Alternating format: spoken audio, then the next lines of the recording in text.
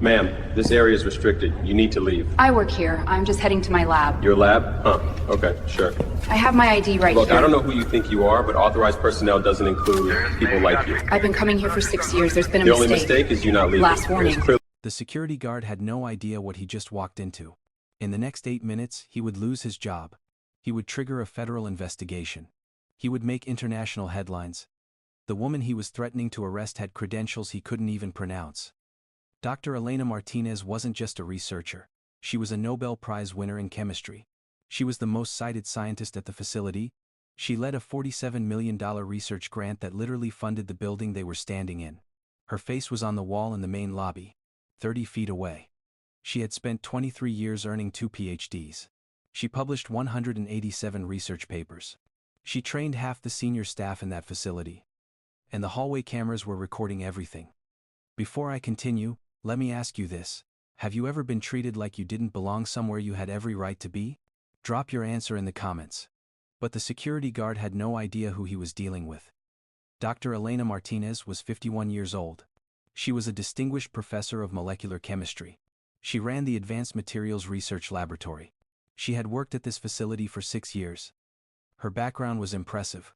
She had 2 PhDs, one in chemistry from MIT, one in materials science from Stanford.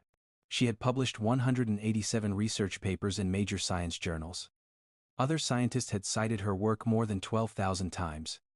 But here's what made this situation different. In 2019, Dr. Martinez won the Nobel Prize in Chemistry. She won it for her work on lithium-ion battery technology. Her research powers electric vehicles around the world. She holds 34 international patents. Time magazine named her one of the 100 most influential people. She led a $47 million research grant. That grant paid for research at the facility. It paid for equipment. It even helped pay salaries. Dr. Martinez was born in Puerto Rico. Her family moved to the United States when she was 7 years old. She became the first Latina woman to win the Nobel Prize in Chemistry. She was known for helping students from underrepresented groups. Every morning for 6 years, she arrived at 6:45 a.m. Same time, same routine. On this Tuesday morning in September, the doctor was just trying to get to her lab. She needed to check on an overnight experiment. She had no idea her credentials were about to be questioned by a man with a 2-week security license. Marcus Hayden was 34 years old. He had been working security at the Westbridge Research Facility for exactly 11 days. He was hired by SecureGuard Solutions. That's a third-party security company. Before this job, Marcus worked in retail loss prevention. He also worked as a nightclub bouncer. He never went to college. He had a basic security license. That required a 40-hour training course. But Marcus had a problem. In his 11 days on the job, he had already stopped 7 people he thought were suspicious. All 7 were people of color. He never stopped a single white employee or visitor. Not one. Here's what happened before Dr. Martinez. On September 3rd, Marcus stopped Dr. James Chen. Dr. Chen was a visiting professor from UC Berkeley. Marcus demanded proof of citizenship. Dr. Chen had a valid facility badge. On September 10th, Marcus followed Aisha Johnson to her car. Aisha was a senior lab technician. She had worked there for 8 years. Marcus told her she looked like someone on a watch list. On September 14th, Marcus refused to let Jose Ramirez enter the building. Jose was a maintenance worker with a scheduled work order. Marcus told him the facility had enough of those people already. Lab employees started calling Marcus Officer Overreach behind his back. 2 formal complaints were filed with HR in his first week. Dr. Martinez's lab manager had warned her about the new security guy with the attitude problem. SecureGuard management told the facility they were monitoring the situation. They did nothing. But on September 17th, Marcus made a big mistake. He picked the wrong woman to profile. Let me know in the comments if you've ever dealt with someone like Marcus. It was Tuesday, September 17, 2024. The time was 6:47 a.m.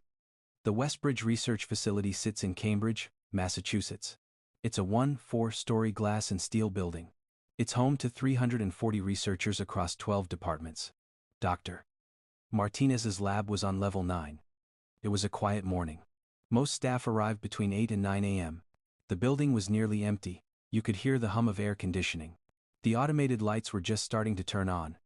Coffee was brewing in the level 3 break room. Marcus sat at the main security desk in the lobby. Empty coffee cups surrounded him. In front of him sat a bank of monitors. They showed 47 different camera feeds. Only 6 other people were in the building. All of them were lab techs running overnight experiments. At 6:47 a.m., Dr. Martinez entered through the west entrance. That was her usual route. She wore jeans and a university sweatshirt. She had her hair in a ponytail. No makeup. She was dressed for lab work. She carried a reusable coffee mug and a laptop bag. She had a backpack on her shoulder. She swiped her badge at the west door. Green light. Access granted. She headed toward the stairwell. She always took the stairs instead of the slow elevator. Marcus saw her on camera 12. The west corridor camera. He immediately stood up. He grabbed his radio. He didn't check the badge log system. That system would have shown her clearance level. It said admin executive. The highest level. He didn't look. He saw only what he wanted to see. If stories like this matter to you, hit that subscribe button right now. Marcus caught up to Dr. Martinez at the stairwell entrance. "Ma'am, this area is restricted. You need to leave." The doctor stopped. She turned around. "I work here. I'm just heading to my lab." Marcus crossed his arms. "Your lab? Huh. Okay. Sure. I have my ID right here." She reached for her badge. "Look, I don't know who you think you are," Marcus said. "But authorized personnel doesn't include people like you." The doctor stayed calm. "I've been coming here for 6 years. There's been a mistake." "The only mistake is you not leaving," Marcus said. "I'm calling the police if you're not out in 30 seconds. The doctor tried again. "I'm Dr. Elena Martinez. I'm the department director. My office is on level 9. Marcus laughed. "The director? Ma'am, I'm going to need you to stop lying. Tell me who you actually are." "I just told you. I can show you my faculty ID. I can call my lab manager." "I don't need a story," Marcus said. "I need you to leave before this becomes a problem." "This already is a problem," the doctor said. "You're stopping me from entering my own lab." Marcus stepped closer. "You want to know what I think? I think you're probably here to steal equipment. We've had issues with people like you." "People like me?" the doctor asked. "What does that mean?" "Don't play that card," Marcus said. "You know exactly what I mean." The doctor pulled out her phone. "I'm calling facility management." "Go ahead," Marcus said. "They'll tell you the same thing. You don't belong here." "You're threatening to have me arrested for entering my own workplace?" the doctor asked. "Your workplace?" Marcus said with a smirk. "Lady, I've been here almost 2 weeks. I've never seen you before." "That's because you work the night shift," the doctor explained. "I arrive at 6:45 every morning." Marcus got sarcastic. "Oh, so you're important. Got it. Well, important lady, turn around and walk out that door. Or I will physically remove you." Now here's what happened next. Linda Choi arrived. She was the facilities manager. She had heard the doctor's call disconnect mid-sentence. She came running. A graduate student named Priya Kapoor came down from level 6. She recognized the doctor immediately. "Wait, that's Dr. Martinez. She won the Nobel Prize." Marcus didn't care. "I don't care if she won the lottery. She's not authorized." The doctor stepped back. "Do not touch me." Marcus moved forward. "Then leave. Now." Linda Choi was shocked. "Marcus, stop. Do you have any idea who?" "I know she doesn't belong here," Marcus interrupted. "Type justice in the comments if you think what Marcus did was wrong." At 6:54 a.m., Linda Choi stepped between Marcus and the doctor. She was shouting, "Marcus, step back right now. That is Dr. Elena Martinez. She is the director of level 9. She's a Nobel Prize winner. And you are seconds away from being fired." Marcus was dismissive. "I don't care what she says she is." "I'm not asking," Linda said. "I'm your supervisor's supervisor. Stand down." Linda held up her phone. She showed Marcus the facility directory. The screen showed the doctor's name. It showed her title. Distinguished Professor. Nobel Laureate 2019. Department Director. Security Clearance Level 10. That's the highest level. Marcus squinted at the phone. Anyone can fake that. Priya, the graduate student, was frustrated. "Are you serious? Her face is on the wall in the lobby." "But wait. There's more to this story." Linda showed Marcus the security footage on her tablet. Camera 12 showed the doctor's badge swipe. It clearly said, "Access granted, clearance level 10. Camera 8 showed Marcus ignoring the computer screen that displayed her clearance. Camera 15 showed Marcus reaching for the doctor's backpack. This is all time-stamped, Linda said. HR is watching this live right now. Then more witnesses spoke up. Linda was angry. I've worked here 11 years. Dr. Martinez has been here for 6. She's one of the most respected scientists in the world. You stopped her because of what, exactly? Her sweatshirt? Her skin color? Priya added her voice. Dr. Martinez mentored me through my thesis. She's won every major award in chemistry. She's published more research than most people read in their entire lives. And you're treating her like a criminal. Then Dr. James Chen called. He was the professor Marcus had stopped 2 weeks earlier. Linda put him on speaker. Marcus, this is Dr. Chen. You stopped me 2 weeks ago, remember? You demanded my citizenship papers. Well, Dr. Martinez is my colleague. She's also your boss's boss's boss's boss. The grant that funds this facility, she wrote it. The building you're standing in? It's named after her mentor. You need to apologize and walk away. Now. At 6:56 a.m., Marcus's supervisor called his radio. His name was Tom Chen. He was the Secure Guard regional manager. He was furious. Hayden, what the hell are you doing? Stand down immediately. I'm doing my job, Marcus said. This woman. That woman is Dr. Elena Martinez, Tom interrupted. Do you have any idea what you've just done? 2 minutes later, campus police arrived. Officer Rachel Mendez and Sergeant David Park entered the building. They recognized the doctor immediately. Dr. Martinez, are you all right? Officer Mendez asked. Marcus tried to explain. I found this individual attempting unauthorized. Sergeant Park cut him off. We know who she is. We don't know who you think you are. At 7:03 a.m., Tom Chen arrived in person. He brought a printed copy of the doctor's faculty profile. He showed Marcus her Nobel Prize citation. He showed him her list of publications. He showed him the grant amounts. Marcus was stammering. I didn't know. She didn't look like. Like what, Marcus? Tom asked. Say it. Marcus went silent. The doctor spoke calmly. I'd like to know what he was going to say. What don't I look like? 10 minutes later, Marcus was starting to understand how badly he had messed up. But it was too late. The footage was already sent to HR. The witnesses had already given statements.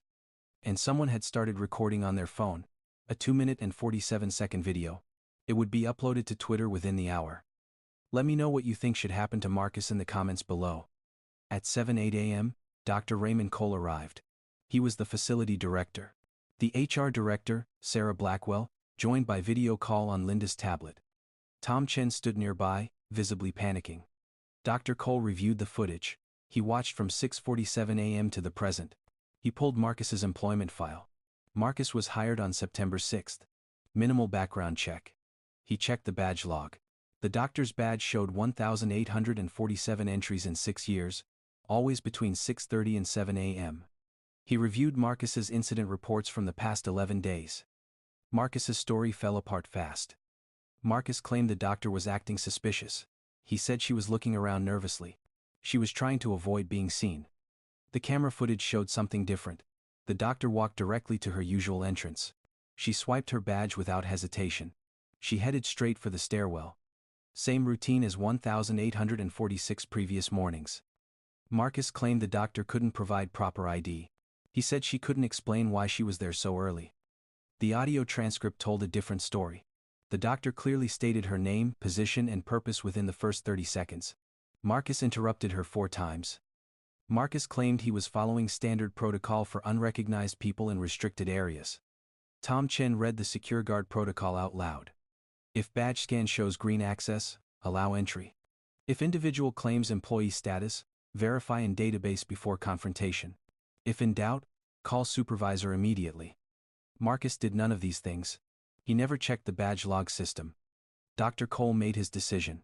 Marcus, you're fired effective immediately. Remove your badge. Leave the building. You can't fire me over a misunderstanding, Marcus said. You're not fired over a misunderstanding, Tom said.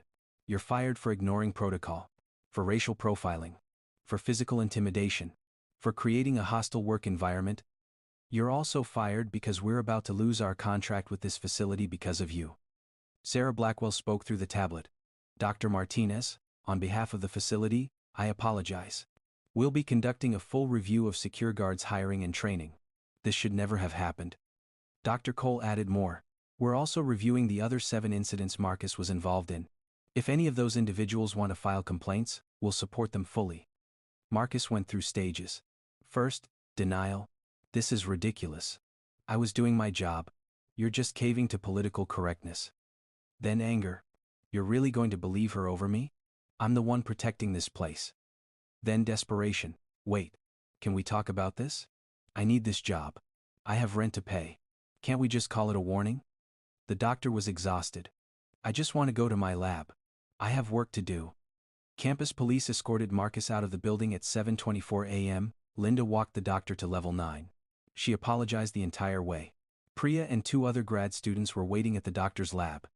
They brought coffee and pastries. But the consequences were just beginning. Priya had been recording since 6:59 a.m. Her video was 2 minutes and 47 seconds long. It showed Marcus arguing with police while the doctor stood silently in the background. It was already uploaded to Twitter. The caption read, "Security guard tries to remove Nobel Prize winner from her own research lab." This is what racism looks like in STEM. If you think accountability matters, hit that subscribe button. Priya uploaded the video at 7:32 a.m. She had 47 followers on Twitter. By 8:15 a.m., the video had 1,200 views and 340 retweets. By 9 a.m., scientists across the country started sharing it. By 10:30 a.m., it hit 43,000 views. It was trending number 3 in Boston. By noon, it reached 410,000 views. National science organizations issued statements. By 2 p.m., local news stations requested interviews. The Boston Globe called. By 5 p.m., the video had 1.2 million views across Twitter, TikTok, and Instagram. By 8 p.m., it was featured on MSNBC and CNN. By midnight, it hit 4.7 million views. The hashtag Nobel Prize Prof was trending number 1 nationwide. The numbers kept growing.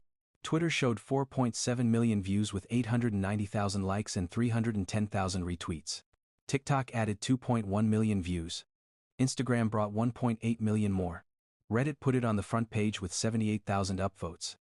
YouTube news clips added another 900,000 views. People were angry in the comments. One professor wrote, "Dr. Martinez literally rewrote battery chemistry. Her work is in every Tesla, every iPhone, every laptop. And this man questioned if she belonged in a lab.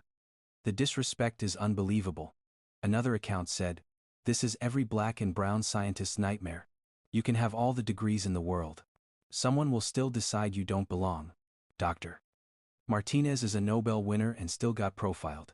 What does that tell you?" Senator Elizabeth Warren tweeted, "Dr. Elena Martinez is a Massachusetts treasure and a global scientific leader. What happened today at Westbridge is unacceptable. We need accountability and immediate policy changes." News coverage went national. The Boston Globe ran it on the front page. The New York Times covered it. The Washington Post wrote about it. NPR did a segment. CNN and MSNBC showed the video. International outlets picked it up. The BBC covered it. The Guardian wrote about it. Scientific journals weighed in. Nature magazine published a piece, so did Science magazine and Scientific American. Westbridge issued a statement at 5:30 p.m. "We are appalled by today's incident. Dr. Martinez is one of the world's leading scientists. She was subjected to treatment that is inexcusable. The security contractor has been fired. We are conducting a full review of all security protocols and bias training." SecureGuard released a statement at 7 p.m. "We have fired our employee.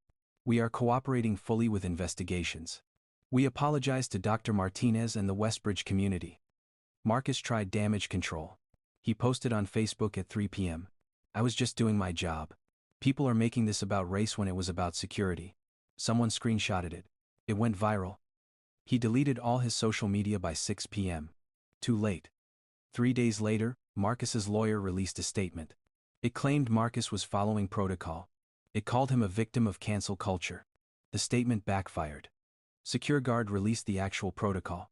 It proved Marcus violated every single step. What do you think about how fast this spread? Let me know in the comments. On October 2, 2024, the doctor filed a lawsuit. She sued Marcus Hayden, SecureGuard Solutions and Westbridge Research Facility. Her claims were simple: racial discrimination, civil rights violation, emotional distress, false imprisonment, defamation. During the case, lawyers discovered Marcus's pattern. He stopped 11 people in 11 days. Every single one was a person of color. He never stopped a single white employee or visitor. Not one. They found text messages. Marcus had written to a coworker. Another one trying to sneak in. They're getting bold. They found his work history. His previous employer fired him in 2022. The reason was a pattern of discriminatory ID checks. SecureGuard had failed to check his references. They never did bias screening. In March 2025, they reached a settlement. Wait until you hear the amount. Marcus had to pay $75,000 in damages. He had to pay 15,000 inches lawyer fees. Total, $90,000. Marcus declared bankruptcy 4 months later. SecureGuard had to pay $850,000. They had to pay 200,000 inches lawyer fees. Total, $1.05 million. They were also required to do company-wide bias training. They had to hire outside auditors for their hiring practices. Westbridge had to pay $250,000. They also put $50,000 into a workplace dignity fund. Total, $300,000. The total settlement was $1.44 million. But the money wasn't the worst part for Marcus. He was banned from all Westbridge properties for life.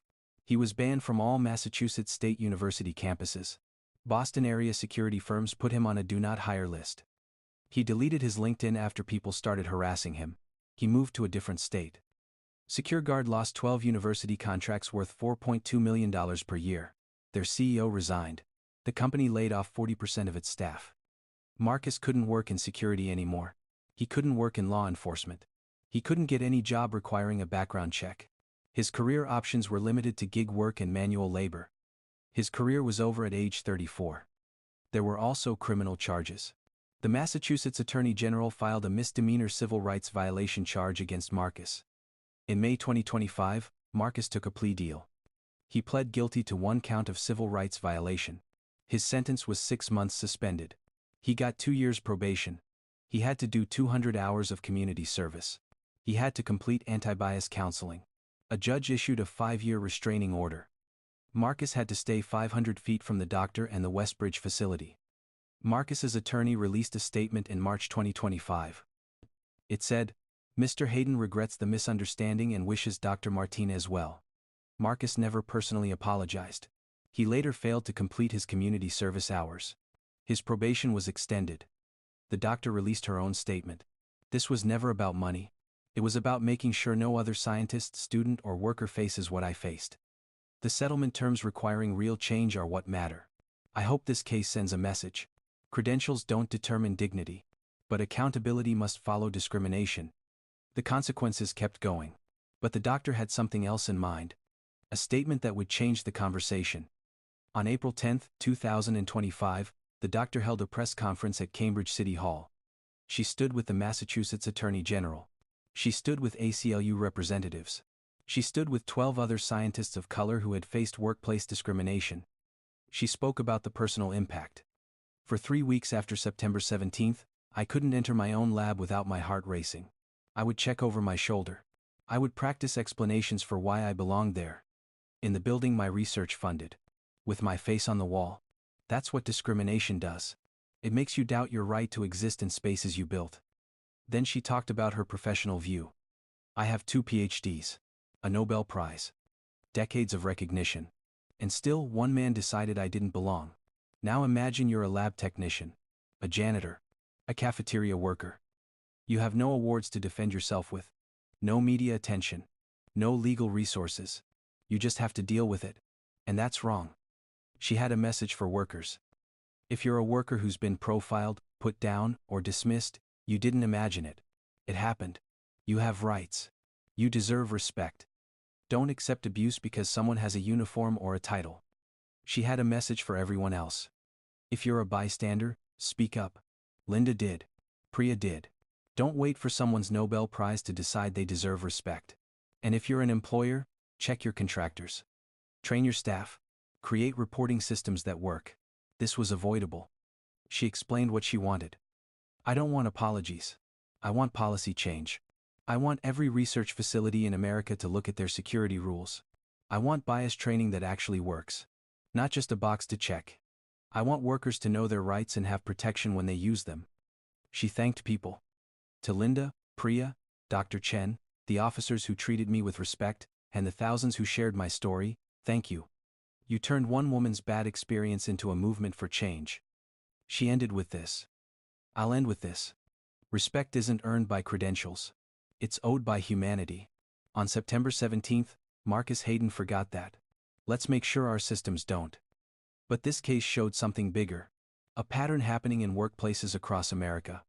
This wasn't just about one security guard and one doctor. The numbers tell a bigger story. A 2023 study found that 74% of retail workers face verbal abuse from customers every month. Another study showed that 62% of Black STEM professionals report being mistaken for janitors or assistants at work. Black employees are almost 5 times more likely to be stopped by workplace security than white coworkers. 1 in 3 Latino professionals report being questioned about whether they belong in professional spaces. The doctor had resources. She had a legal team. She had media connections. She had a public profile. But thousands of workers faced this same treatment without headlines. The case did lead to change. Westbridge and 47 other research facilities added mandatory bias training. They created badge verification rules. They set up accountability hotlines. Massachusetts passed the Workplace Dignity Act in June 2025. It protects workers from discriminatory security practices. 7 other states have adopted similar laws. But problems remain. Workers still fear retaliation for reporting. Training is often just for show. Most cases settle with secrecy agreements, so patterns stay hidden. This case isn't just about Marcus or the doctor. It's about whether we're willing to fix broken systems or just apologize when they're caught on camera. So let me ask you 3 questions. Do we really think a Nobel Prize winner should need awards to be treated with respect in her own workplace? Do we really think Marcus acted alone, or was he empowered by a system that told him his assumptions were security? Do we really want to wait for the next viral video, the next settlement, the next person getting humiliated on camera before we demand better? Because if we don't fix the hiring practices that put unqualified people in power, if we don't hold employers accountable for ignoring bias complaints, if we don't teach people that everyone deserves respect regardless of credentials, then we're just waiting for the next Marcus Hayden, the next Dr. Martinez, the next viral moment that changes nothing. Comment below. Do you think bias training actually works, or is it just corporate cover? I want to hear your experiences. Hit that subscribe button if you believe workers deserve dignity without needing a Nobel Prize to earn it. We're going to keep exposing these patterns. We're going to keep demanding accountability. We're going to keep fighting for real change, not just viral apologies. New video every Tuesday. This isn't just about one security guard or one scientist. It's about all of us and the systems we're willing to tolerate. See you in the next one.